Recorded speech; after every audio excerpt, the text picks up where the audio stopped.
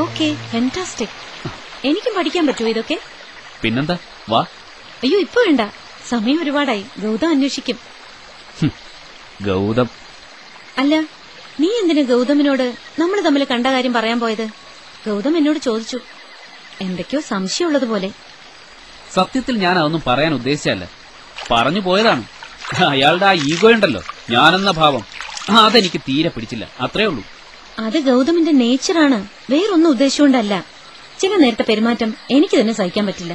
തൽക്കാലം ഈ ടോപ്പിക്ക് നമുക്ക് ഇവിടെ അവസാനിപ്പിക്കാം. ഞാൻ പോണു, നാളെ രാവിലെ കാണാം. ഓക്കെ?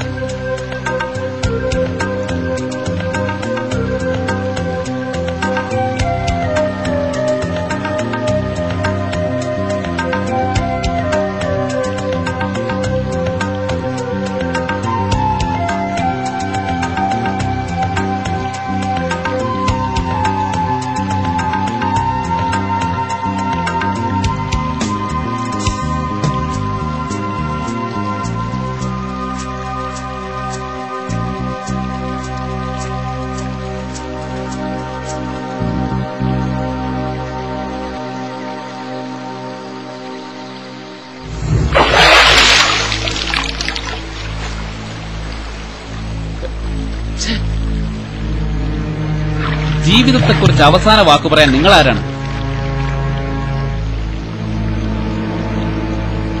സത്യത്തിൽ നിങ്ങളൊരു വിഡ്ഢിയാണ്. സ്വന്തം വിശ്വാസങ്ങൾ പരമസത്യങ്ങളാണെന്ന് കരുതുന്ന വിഡ്ഢി. നിങ്ങൾ എന്തായി കാണിച്ചത്? എന്റെ സ്ക്രിപ്റ്റ് മുഴുവൻ ആത്മരതിയുടെ മറ്റൊരു കഥ. അതീ അരുവിയിൽ ഒഴുക്കിക്കളാ. ജീവിതം ഒരു ദുസ്വപ്നമല്ല, അതൊരാഘോഷമാണ്. അർത്ഥപൂർണമായ ഒരു ആഘോഷം. ബാക്കിയൊക്കെ നിങ്ങൾ പെസിമിസ്റ്റുകളുടെയും എസ്കേപ്പിസ്റ്റുകളുടെയും ന്യായവാദം. താൻ എന്തിനാ എന്നെ ഇങ്ങനെ ഫോളോ ചെയ്യുന്നത്? ഞാനോ? ഞാൻ നിങ്ങളെ ഫോളോ ചെയ്യുകയാണെന്നോ? ഞാൻ ഉള്ളിടത്തേക്ക് നിങ്ങൾ വരുന്നു, അതാണ് പ്രശ്നം. അല്ല, എനിക്ക് മനസ്സിലാവാത്തതുകൊണ്ട് ചോദിക്കുക, നിങ്ങളോടൊപ്പമുള്ള ആ ലേഡിയില്ലേ, എത്ര ജെന്റിലായിട്ട് അവരുടെ പെരുമാറ്റം. ഇത്രയും കാലം അവരുടെ കൂടെ നടന്നിട്ടും നിങ്ങളെന്താ ഇങ്ങനെ ഒരുമാതിരി?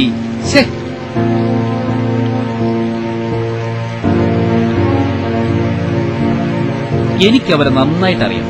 ഞങ്ങൾ തമ്മിൽ ഷീസ് വെരി ബ്യൂട്ടിഫുൾ.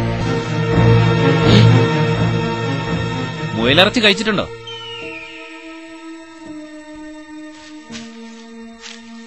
ഉഗ്രൻ.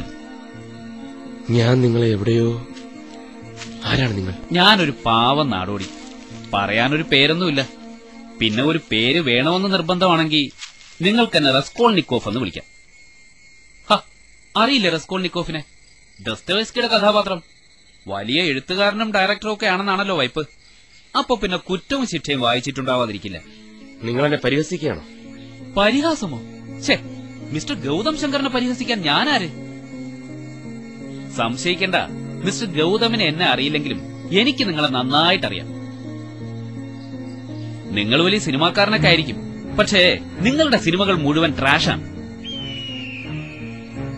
എന്തോ വലിയ കാര്യങ്ങൾ പറയുന്നു എന്നാണ് ഭാവം, പക്ഷെ ഒന്നുമില്ല, വെറും നാട്യം.